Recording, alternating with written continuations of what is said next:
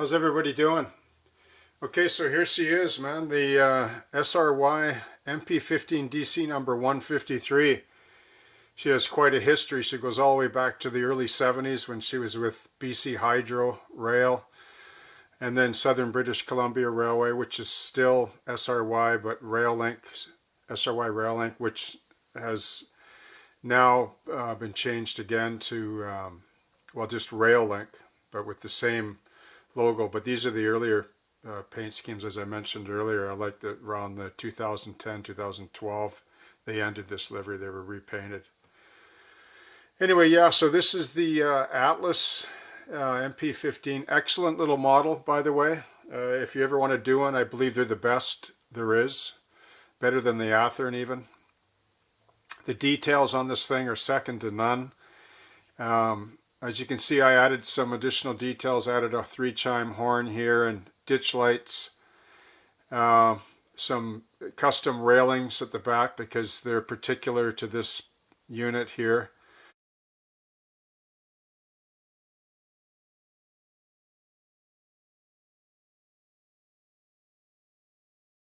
They're different, so I had to solder up some 15 thou brass rod for those rails. Added some antenna work on the roof here and removed the sand blisters and scratch built in the new sand filler caps there and openings. And I kind of went a little above and beyond what I normally do with the weathering. But I wanted to do it because around the period just before this locomotive was painted, this is the way she looked. She was, pretty well worked in and, quite a bit of road grime and, paint fade and so on. I don't know if it's noticeable as much from this angle, but it's about as far as I wanted to take it. Really, really happy with the way it runs. It has a Locksound version 5 in it. As some of you may or may not know, I removed the plug up here and then reinstalled this brass photo etch intake screen here, which came with the model as well. And now the sound is really good. Actually, it's as good as the GP9 I have, and it's smaller. But it made a big difference, though, than using just the default speaker holder. It wasn't even an enclosure. So I'm pretty happy about that. I'm happy about the paint job. I'm happy with the model. I didn't run into any real problems doing it. A few challenges with the ditch lights. Wiring, like running the wires under the frame platform here. And then up, I had to leave a little bit of space for the speaker, just to route the speaker wires. And in the rear, it's a bit of a challenge because there's zero clearance there. You got to engrave out some of the chassis and then run the wires up through. But it worked out. So I'm pretty happy with it. I'll just fire it up for you.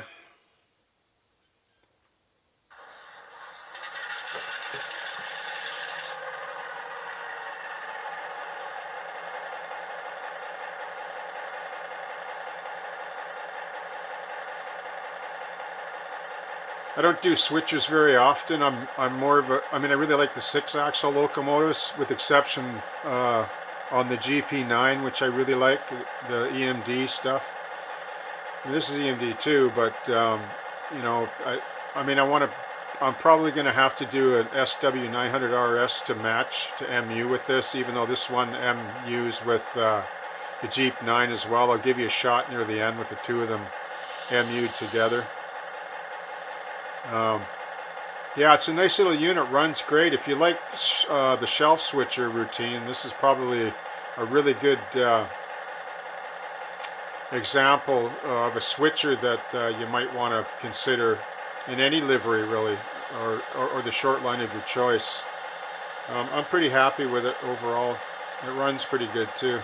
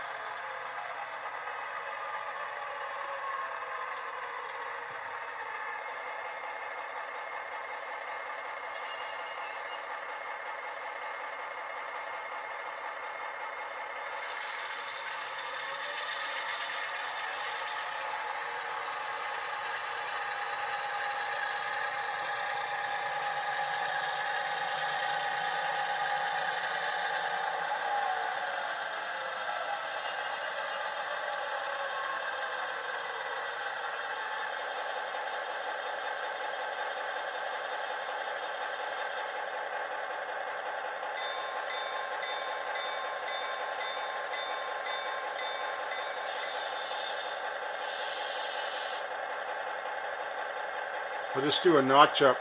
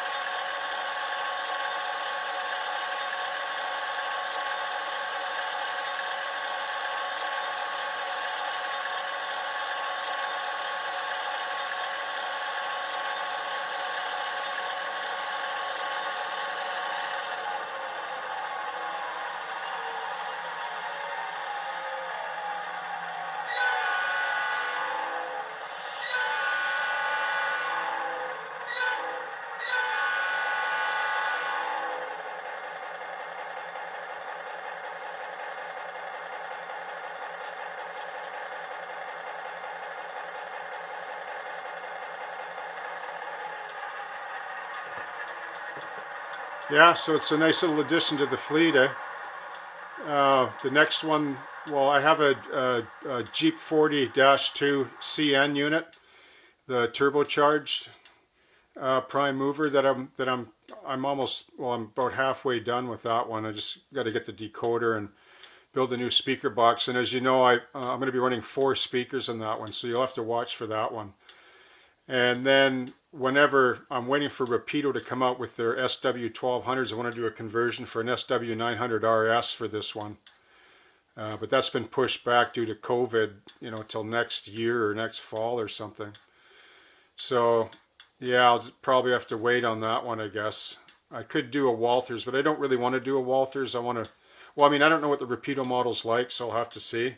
Walthers makes for a pretty good build as well.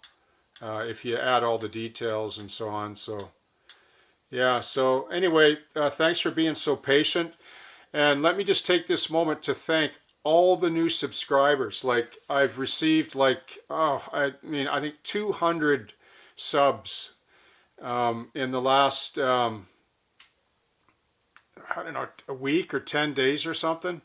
So I don't know what's going on there, but I'm really thrilled by that. And encouraged by it. I just want to put a thank you out and a shout out to everyone that has subbed and has been following this channel. And I'm really happy to share more content with you in the future, and some other projects that I have on the go as well. So thank you very much once again, and I hope you have a great day. Okay.